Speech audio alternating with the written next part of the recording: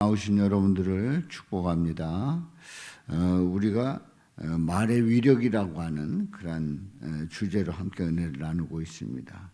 우리는 우리의 말이 끼치는 그 영향이 얼마나 큰가를 이제 어제 말씀을 통해서 함께 은혜를 나눴습니다. 내 말이 내 귀에 들린 대로 내가 너희에게 행하리라고 하는 이 말씀을 우리가 고백하면서 우리가 예수님에 대한 고백이 얼마나 중요한가를 깨닫게 됩니다. 어제도 그 서울의 그 신방을 가서 이제 예수님을 고백하는 그 고백이 얼마나 중요한가를 전했습니다마는 그 병원 신방에서 이제 그 위로를 하고 또 격려를 하면서 예수님을 고백하는 그 일이 얼마나 중요한가. 그야말로 예수님을 고백하면, 예수님을 나의 구주 나의 하나님으로 고백하면 바로 구원자가 되시고 또 그 영혼을 구원하셔서 영원한 나라로 인도하시는, 그리고 그 삶을 책임져 주시는, 영생의 삶을 살게 하시는 그 놀라운 은혜가 있음을 우리는 잘 알고 있습니다. 그런데 문제는 우리가 어떻게 고백하느냐 하는 거지요. 그걸 알고 있다고 해서 되는 것이 아니라 입으로 시인해야 하는 겁니다. 그야말로 입으로 시인할 때 우리 주님께서는 그 시인을 받아주시고 그리고 구원해 주신단 말이지요. 자, 그래서 오늘 이 본문 말씀은 이제 배를 움직이는 작은 키가 그야말로 배의 그 크기와 비교할 때 아주 작은 키입니다만 전체를 움직이고 있단 말이지요. 말은 그렇다라고 하는 것을 우리에게 말씀하고 있습니다. 1절 말씀에 보면 내 형제들아 너희는 선생된 우리가 더 큰 심판을 받을 줄 알고 선생이 많이 되지 말라, 이렇게 말씀을 합니다. 자, 선생된 우리가 더 큰 심판을 받는다. 왜냐하면 말에 대한 실수가 없어야 된다는 얘기지요. 또 말에 대해서 책임을 져야 된다는 얘기입니다. 그래서 선생이 많이 되지 말라 말씀을 하지요. 2절에 있는 말씀에 보면은 2절 말씀에 보면 우리가 다 실수가 많으니 만일 말에 실수가 없는 자라면, 자, 실수가 많다고 했을 때 여기서의 실수는 말에 대한 실수입니다. 말을 할 때에 실수할 경우가 많이 있다는 거지요. 그래서 전도서 7장 20절에 보면은 선을 행하고 전혀 죄를 범하지 아니하는 의인은 세상에 없기 때문이로다 하는 말씀이 있어요. 우리는 실수할 수밖에 없다, 죄를 범할 수밖에 없다 하는 거지요. 요한일서 1장 8절에 보면 만일 우리가 죄 없다고 말하면 스스로 속이고 또 진리가 우리 속에 있지 아니할 것이요 말씀을 합니다.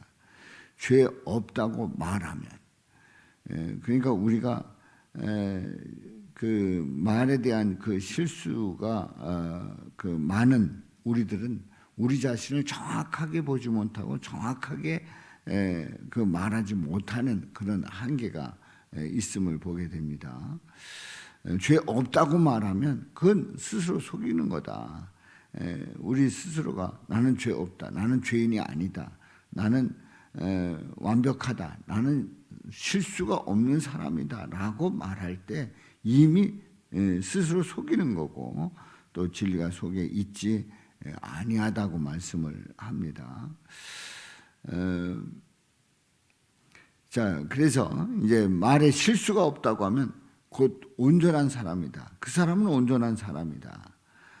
내 말로 의롭다함을 받고 내 말로 정죄함을 받으리라. 마태복음 12장 37절에서 말씀을 하고 있는데요. 우리가 말로 의롭다함을 받았다. 그리고 말로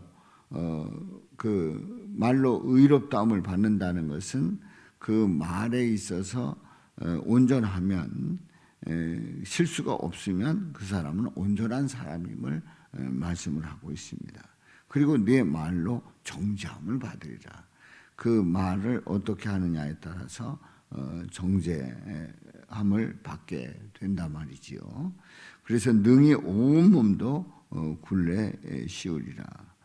야고보서 1장 26절에 있는 말씀에 보면 누구든지 스스로 경건하다 생각하며 자기 혀를 재갈 물리지 아니하고 자기 마음을 속이면 이 사람의 경건은 헛것이라 말씀을 합니다.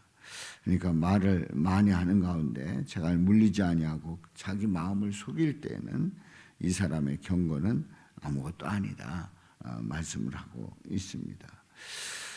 그렇습니다. 우리는 이 말을 한번 해 놓으면 이게 주워 담기가 어려운 거지요. 그리고 말을 실수하지 않으려고 하면 오히려 더 실수하게 되고 더 말이 꼬이는 그런 경우가 있단 말이지요.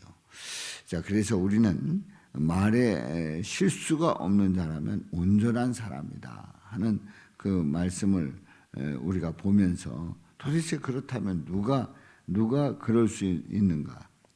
바로 우리 예수님이 온전한 사람임을 우리에게 말씀을 하고 있습니다. 우리는 실수가 많은 그러한 죄인입니다만은 우리 예수님은 실수가 없는 온전한 사람으로서 우리에게 말씀하시는 그 말씀은 능력 가운데 그 말씀대로 이루어짐을 고백합니다. 그래서 우리가 결국은 우리가 말에 대한 실수가 없는 자다라고 스스로 진단을 하고 스스로 나는 의롭다라고 했을 때 그 말이 얼마나 어리석은 말인가 하는 얘기예요. 우리는 실수가 많은 온전치 못한 우리가 주님 앞에 나아가면서 주님의 은혜 가운데서 그 말에 대한 실수에 대한 죄를 용서받고 또 주님을 본받아서 그래서 3절 말씀에 보면은 그럼 어떻게 해야 되느냐 하는 얘기예요. 우리 다 같이 읽어봅니다. 시작.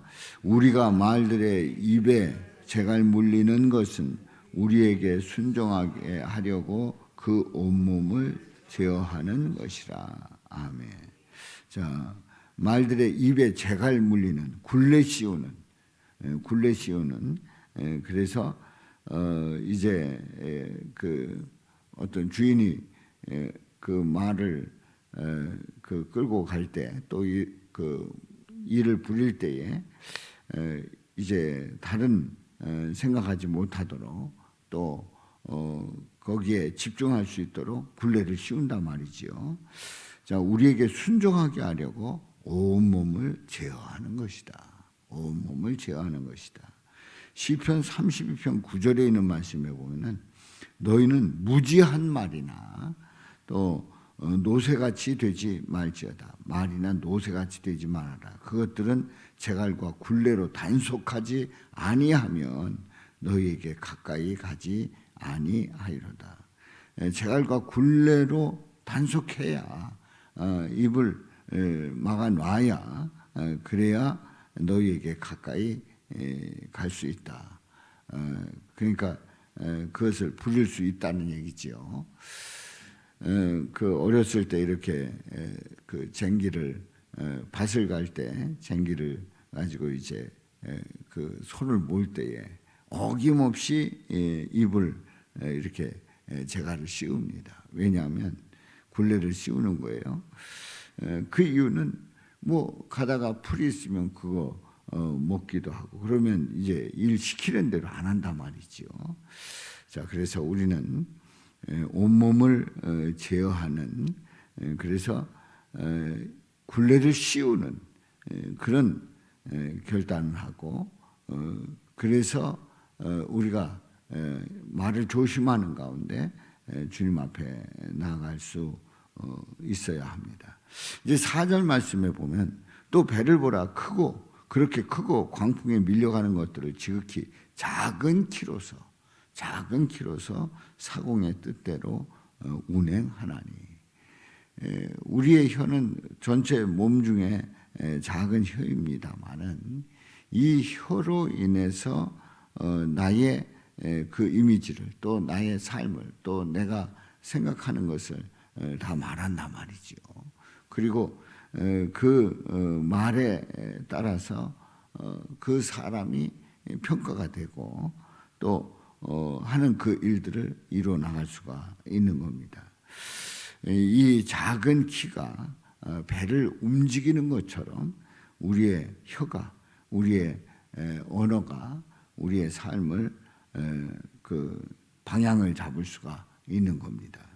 그래서 5절 말씀에 보면 이와 같이 혀도 작은 지체로다. 작은 지체지만 큰 것을 자랑하도다. 큰 것을 자랑하도다. 보라, 얼마나 작은 불이 얼마나 많은 나무를 태우는가. 작은 불부터 시작을 해서 그 많은 나무를 태웁니다. 강원도 산불이 났을 때 그 많은 그 면적의 나무들을 다 태웠습니다. 근데 그 태울 때에 처음에 시작은 작은 불이었는데 그렇게 큰 불이 되었단 말이죠. 많은 나무를 태웠다는 거지요. 그렇습니다. 오늘 이 말씀을 보면서 우리가 그 말로 얼마나 실수를 많이 합니까? 그런데 그 말로 사람을 살릴 수가 있고 또 말로 그 분위기를 살릴 수가 있고 또 그 공동체를 살릴 수가 있고 그리고 절망한 사람에게 희망을 줄 수 있고 작은 그 혀가 그런 엄청난 영향을 준단 말이지요. 자, 그래서 우리 예수님께서 우리에게 말씀하시는 그 말씀 속에서 우리의 입으로 시인하는 우리가 고백하는 그 고백 속에서 우리 예수님께서는 우리로 하여금 예수님은 나의 구주 나의 하나님이시다라고 하는 분명한 고백을 하기를 원하고 있습니다. 그렇습니다. 우리는 입으로 예수님을 시인하고 그리고 입으로 우리 삶 속에서 우리 삶의 방향을 또 삶의 모습을 나타내기 때문에 그야말로 우리 주님께 복종하면서 주님의 말씀 가운데 오늘도 하는 그 말들 속에 주님의 위로와 사랑이 넘치시기를 주님의 이름으로 축원합니다. 우리의 부족한 입술이지만 우리는 부족한 우리 자신들이지만은 우리 예수님을 자랑할 때 또 예수님을 전할 때 또 예수님의 마음을 전할 때에 주님의 역사가 함께하기를 주님의 이름으로 축원합니다.